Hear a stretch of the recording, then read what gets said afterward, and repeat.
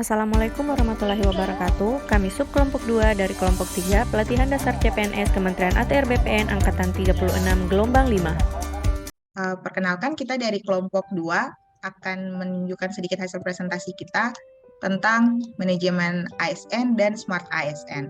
Ya, saya persilahkan untuk Mbak Fitri memimpin jalannya diskusi ke depan. Baik, terima kasih Mbak Lia.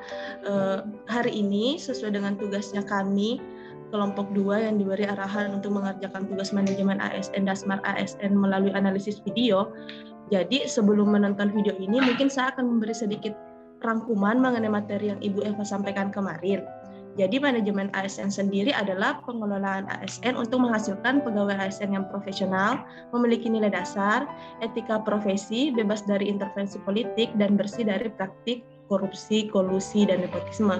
Nah, salah satu sistem manajemen ASN yang digunakan saat ini adalah merit system, di mana sistem merit yakni kebijakan dan manajemen ASN yang tentunya berdasar pada kualifikasi, kompetensi, dan kinerja secara adil dan wajar tanpa membedakan latar belakang apapun. Nah, selain itu kan masih ada satu materi yakni Smart ASN. Nah, dari 7 unsur yang ada di Smart ASN kita pelajari kemarin, ada unsur yang paling menonjol yakni menguasai etik. Penguasaan etik ini tentunya sangat menunjang kondisi kita saat ini sebagai ASN, sebab harus sesuai dengan perkembangan zaman saat ini. Jadi dengan penguasaan IT menjadi pengetahuan penting demi mengikuti era perkembangan teknologi, khususnya di Kementerian ATR BPN yang saat ini menuju kepada digitalisasi data dan kegiatan pertanahan. Begitu mungkin yang bisa saya sampaikan mengenai pengantarnya. Selanjutnya akan diputar videonya. Teman-teman tentunya akan memberi pendapat mengenai video yang akan diputar nanti. Terima kasih. Halo, saya adalah seorang pemodal. Saya ingin menambah usaha, tetapi saya tidak punya lahan tanah. Saya adalah petani dan peternak yang menerima redistribusi tanah. Saya tidak punya modal untuk mengembangkan lahan tanah saya. Apakah ada solusi dari kejadian ini? Apakah Anda mengalami permasalahan tersebut? Tenang, kami, Kantor Wilayah Badan Pertanahan Nasional Provinsi Kalimantan Barat, telah membuat sebuah platform untuk memudahkan Anda berinvestasi dan juga menjual produk yang telah Anda ciptakan. Anda hanya perlu mencari ratna.com. Ratna adalah kepanjangan dari Reforma Agraria Tanah Aksaya, yaitu istilah dari Provinsi Kalimantan Barat. Ratna seperti halnya e-commerce lain, terdapat pedagang dan pembeli.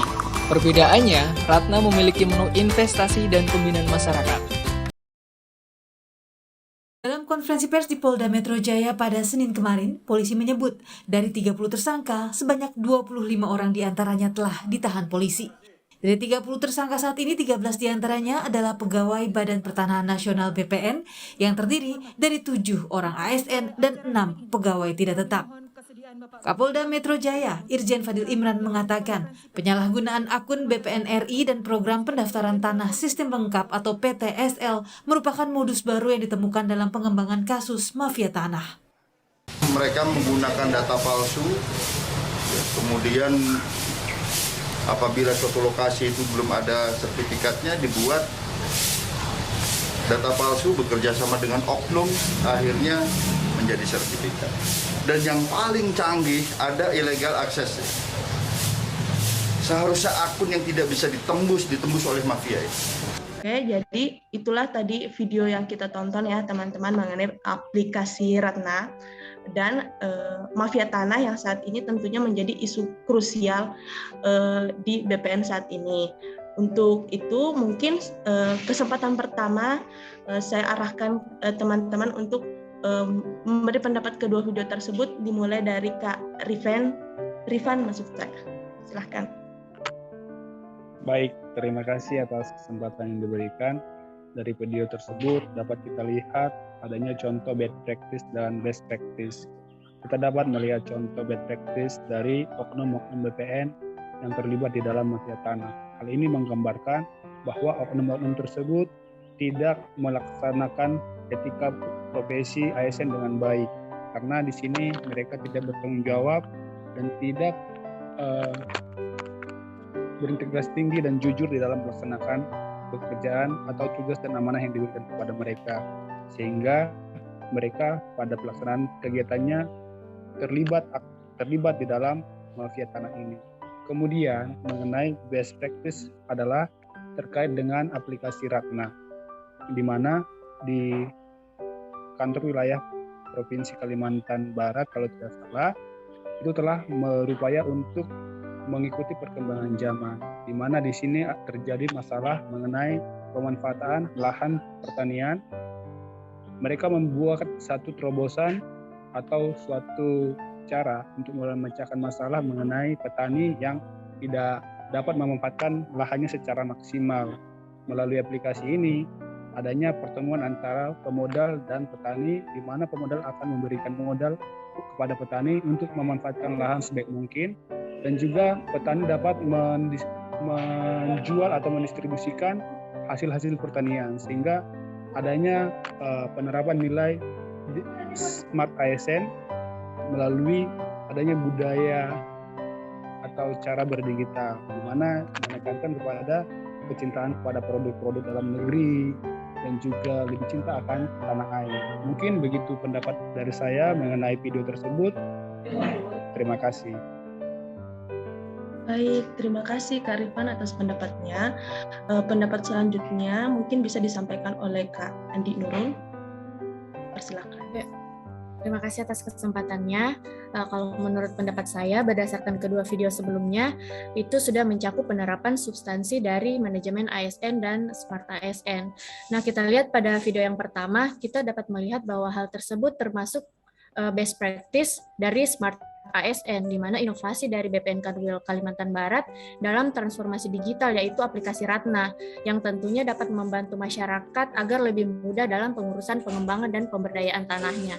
Jadi selain membantu pegawai dalam memudahkan pekerjaannya, juga dapat membantu masyarakat karena sudah tidak harus lagi datang ke kantor, karena melalui aplikasi tersebut semua yang dibutuhkan sudah lengkap. Nah, kemudian untuk video yang kedua terkait kasus mafia tanah, itu termasuk dalam best practice dalam penerapan substansi manajemen ASN dan Smart ASN.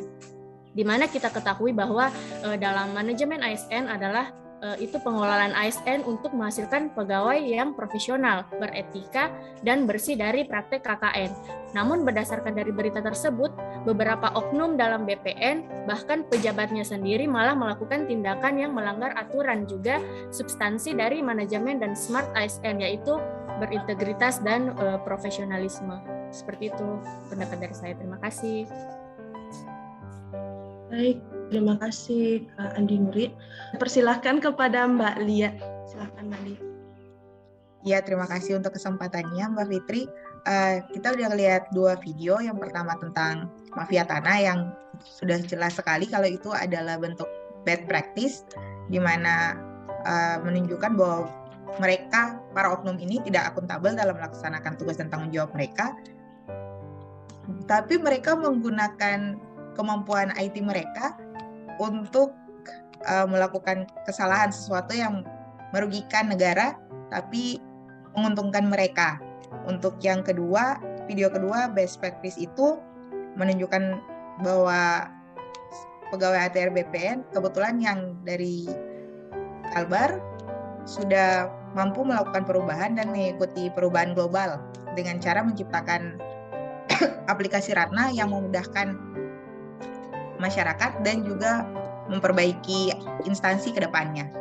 Itu aja dari saya, Mbak. Baik, Mbak Lia.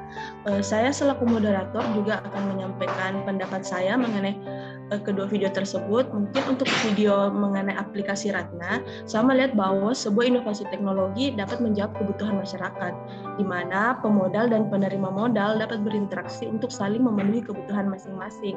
Hal ini tentunya masuk sebagai kategori best practice, karena manfaatnya dapat mendorong pergerakan perekonomian Indonesia dan pemanfaatan lahan yang berkesinambungan. Hal ini menjadi bukti bahwa penerapan teknologi di instansi seperti BPN membawa perubahan besar dan telah memenuhi unsur yang termuat dalam Smart ASN. Oleh karena itu, aplikasi reforma agraria tanah Akcaya atau Ratna menjadi hasil penerapan Smart ASN oleh pegawai BPN yang bertugas di Provinsi Kalbar. Nah, untuk video mafia tanah, kita tahu sendiri bahwa di video tersebut pelakunya adalah pegawai BPN dan tentunya adalah Kepala Seksi 1 Survei dan Pengukuran di Kantah Kota Administrasi Jakarta Selatan. Bentuk penyalahgunaan kekuasaannya yakni dia melakukan pemalsuan dokumen fisik berupa PBT dan pemberian akses secara ilegal untuk memalsukan data digital. Jadi terlihat bahwa dia tidak mampu mengerjakan nilai-nilai yang dalam manajemen ASN, yakni profesional, sehingga bentuk kinerja, kualitas kinerjanya itu tidak tercapai begitu. Itu mungkin yang bisa saya sampaikan. Selanjutnya dari keseluruhan apa yang kami sampaikan ini, baik dari Mbak Lia, saya, Kak Andi Nurul, dan Kak Rifan, akan disampaikan oleh Mbak Krisni selaku penutup dan merangkum seluruh apa yang kami sampaikan. Saya persilahkan kepada Mbak Krisni. Terima kasih. Berdasarkan apa yang sudah kita tonton sama-sama, video tentang best practice dan bad practice, saya menggunakan teknik lapisan isu, di mana alat yang digunakan itu adalah aktual, kekalayakan, dan problematik. Di mana aktual itu artinya isu itu benar terjadi dan hangat dibicarakan. Pada berita tersebut itu terjadinya pada bulan Juli. Untuk kekalayakannya artinya isu itu menyangkut hidup hajat orang banyak.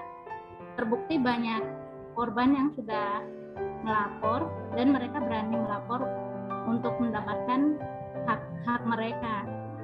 Kemudian problematik artinya isu itu memiliki masalah yang kompleks sehingga butuh solusi, di mana solusinya oleh Bapak Menteri telah mencabut, maksudnya mencopot jabatan dari pegawai BPN. Kira begitu saja kesimpulan yang saya berikan. Saya kembalikan ke ketua kelompok. Baik, terima kasih Mbak Krisni. Jadi di sini kita melihat ya bagaimana bentuk sikap yang diambil oleh Pak Menteri mencopot jabatan ASN ini, walaupun kita tahu sendiri bahwa jabatannya ini tentunya tidak lama dan tidak sebentar mengenai pengabdiannya di BPN. Begitulah mungkin yang bisa kami sampaikan mengenai bagaimana penerapan nilai manajemen ASN dan Smart ASN. Sekian dan terima kasih. Wassalamualaikum warahmatullahi wabarakatuh.